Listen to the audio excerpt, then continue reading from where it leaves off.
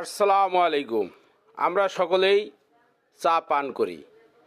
এমন কোনো ব্যক্তি নেই যারা বাইরে যায় তারা অন্ততপক্ষে দুই দুই চার কাপ চা পান করে না। কিন্তু এই চা যদি আপনার শরীরের বৃহৎ একটা উপকার করে তাহলে সেটা কতই না ভালো হতো।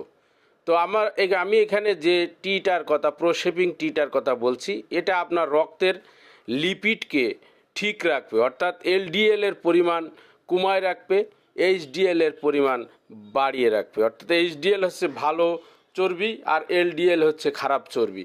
এটা 200-র নিচে যখন রাখবে তখন আপনার স্ট্রোক এবং যে ব্লাড প্রেশার, উচ্চ রক্তচাপের যে সমস্যা, এই সমস্যা এবং হৃদরোগের ঝুঁকি থেকে আপনি রেহাই পাবেন।